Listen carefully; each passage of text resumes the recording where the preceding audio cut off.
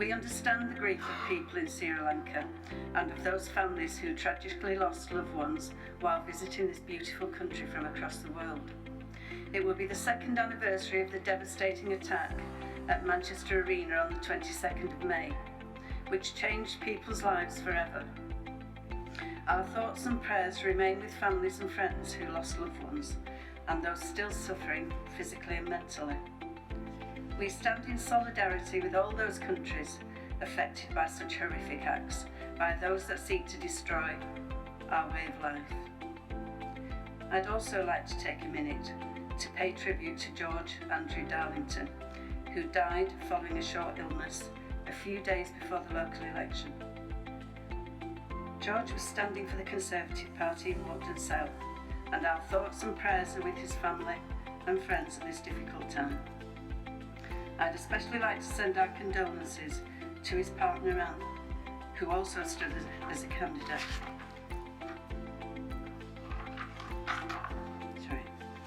In the local elections.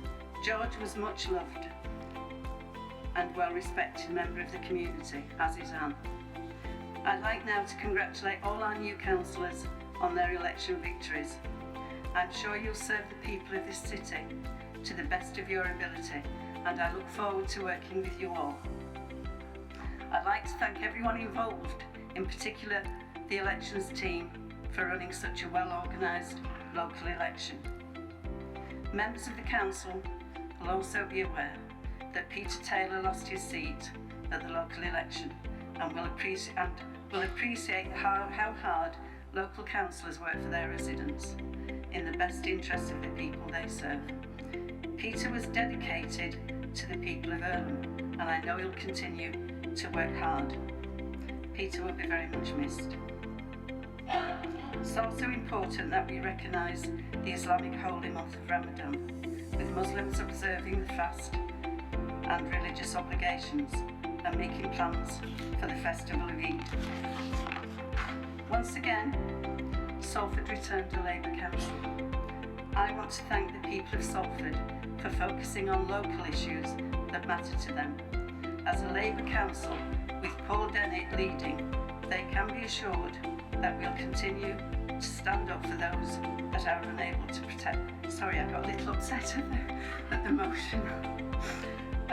We'll continue to stand up for those that are unable to protect themselves against a government that continues to ravage the very services our most vulnerable residents need.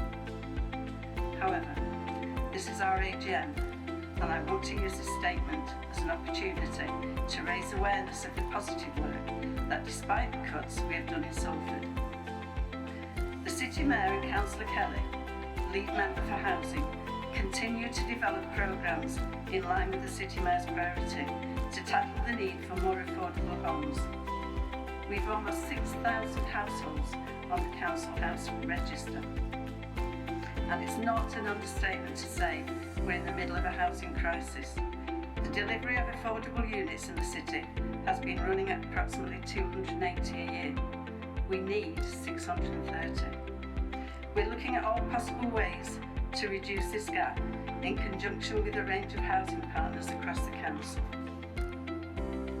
This includes the potential for the council to deliver new homes, and we're working on a number of projects with a view to seeing some schemes on site this year. Overseeing the Doreen business plan is the Chair, Councillor John Merritt. We are excited that building work has started on Duchy Road to provide a mix of affordable and social rented houses. This is the first step to delivering a pipeline of truly affordable and social rented houses.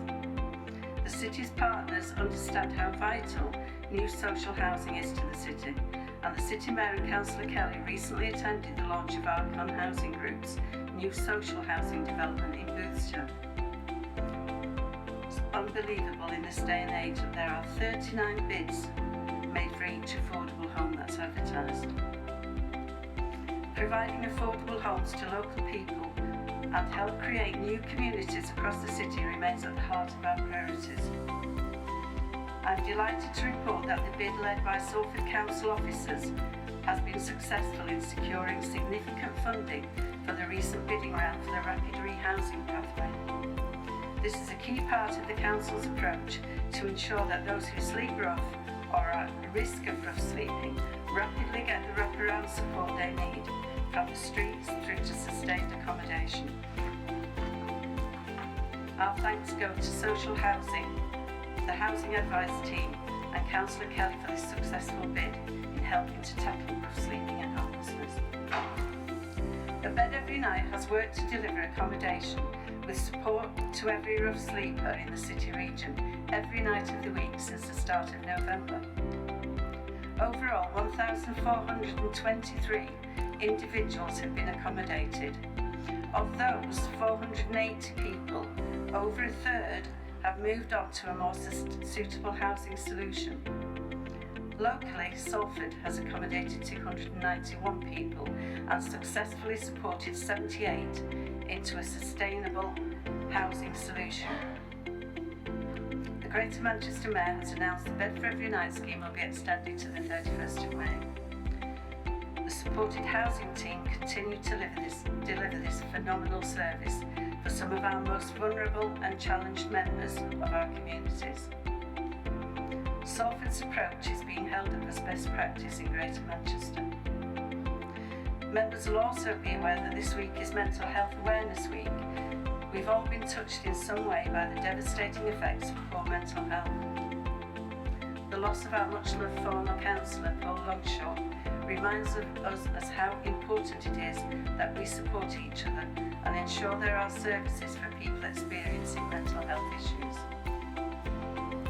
Paul Longshaw's daughter Ella will be running in the Salford 10K in September to raise funds in her dad's memory for CALM, the campaign against living miserably. Ella's story is on the Salford CBS website, and I'd urge people to support Ella and the organisations dedicated to helping our most vulnerable residents. In 2017 to 18, around 36,300 adults are estimated to have depression or anxiety in Salford. Of those, 2,620 adults in Salford had depression recorded for the first time. These figures are likely to be an underestimate because not everyone who could benefit has sought help. Around 10% of 5 to 16-year-olds in Salford have sought help for mental health problems. The most common presenting factors identified by young people as affecting their mental health and emotional well-being were bullying, money management, running away from home, general anxiety, stress and threats of violence. Many of the risk factors associated with mental health are high in Salford. These include lifestyle factors such as smoking, excess alcohol consumption, material deprivation, poor physical health, and demographic factors such as ethnicity. Salford has an increasingly diverse population with high levels of deprivation and high levels of need for mental health services. Given that it is Mental Health Awareness Week, I know Councillor Hamilton may want to say a few words following this. We all know what an incredible job foster parents do for our vulnerable and troubled young people. The continued recruitment of foster carers is vital in providing much needed stability, and it's important to acknowledge their commitment to the children and young people of Salford. Cabinet members have supported and approved a 40% rise in their skills payment.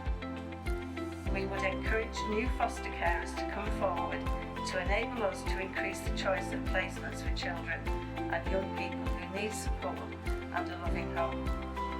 We currently have 226 fostering households caring for 336 children.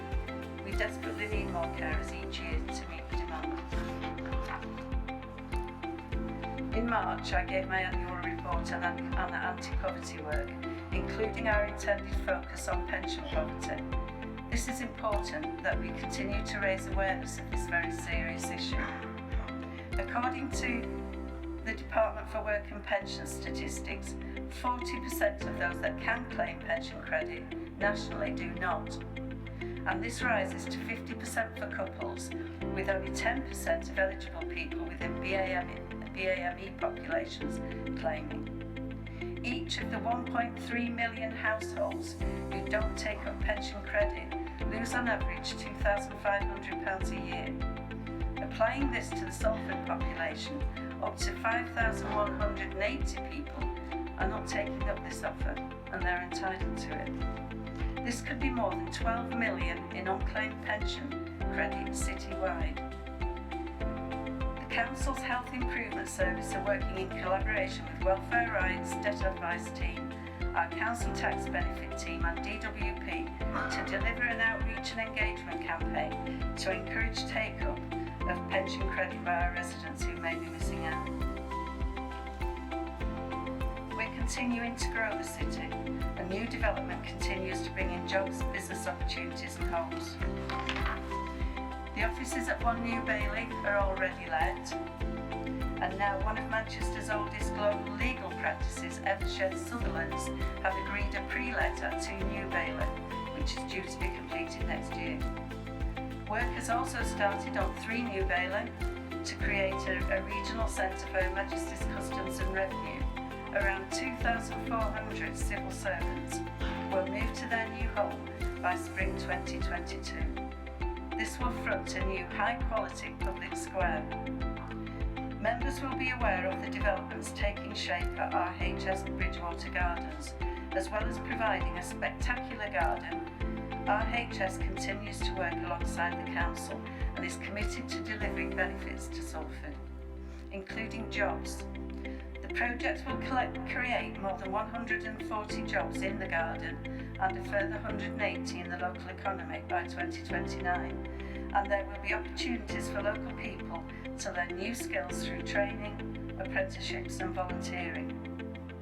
Initial direct investment of 30 million will add 13.8 million per year to the local economy by 2029. And currently 22 green space projects are being delivered through the Garden Bridgewater Community Outreach Team. There are 5 community green space projects which have been funded through Growwell, a collaboration between the Bridgewater Gardens, Salford CVS and Salford Clinical Commissioning Group. There are 7 community gardens supported through the Greening Great Britain initiative, including the Friends of Chimney Pot Park, Langworthy and Seeley in Bloom, Worsley Woods Action Group and Peel Patches in Little Hulton. Many council services do continue to provide an excellent service, and given its annual meeting, I thought it'd be good to highlight a few achievements. We've retained the Customer Service Excellent accreditation for our bereavement, grounds maintenance, refuse and recycling, vehicle management and pest control services. Our bereavement services team has achieved the Association for Public Service Excellent Best Team of the Year award against all other services across the country. Our school meals service has provided over 2.5 million healthy, nutritious meals to Salford children in the last 12 months. And our parks team have achieved 5 Green Flag Awards for our key parks and cemeteries across the city, recognising quality maintenance and management of these sites. Our refuse and recycling revised collection service will see over £1 million saved in a full year and residual waste reduced by over 4,000 tonnes, and this has increased recycling by 5% in the last 12 months. Our vehicle management service keep the council's fleet of vehicles in the city moving with their expert team of mechanics. During Litter Pick Week, 52 groups from schools to Friends of the Park and community groups took part all over Salford and collected over 1,500 bags of litter. It was a fantastic response from wonderful community-minded people. As there's no meeting of the full council before Armed Forces Week, I'd like to raise awareness of the 2 events we have planned to celebrate our Armed Forces community and their families. Firstly, Salford Armed Forces flag raising ceremony at Swinton Town Hall will be on Monday 24th of June from 10:30am. Salford's Armed Forces Day takes place on Saturday 29th of June, starting with a parade from Duke's Drive, Malton, down Parry Lane to Winton Park also starts at 10:30 a.m. and following the parade there'll be a family fun day at Winton Park. The fun day will feature entertainment, mini rides for young children, and there'll be lots to see and do around this beautiful park throughout the day. I'd also like to announce a new housing support service for members of the Armed Forces community and their families. The City Mayor has pledged funding for 12 months, and Rebecca Holden from Supported Tenancy Team is using her experience to offer anyone who has ever served with the Armed Forces as part of Salford City Council's commitment to supporting Armed Forces personnel and their families. I started this statement by congratulating members and thanking them for their dedication in wanting to make a difference for our residents across Salford. I want to end by thanking our exceptionally hard-working officers and the teams on the front line who go the extra mile on a daily basis. Our teachers and school staff, social workers, carers, welfare rights, health improvement workers, refuge collectors, road cleaners. There are so many. But also all of our officers, including those the public may not see, but are supporting others, including members of the vital support staff. Our member services and mayoral office team are exemplary professionals and vital in keeping the cogs of this massive wheel turning. Thank you for listening. I am happy to answer any questions, but can I remind you that there is an opportunity to ask lead members later on the agenda, so please save any service-specific questions until then. Thank you.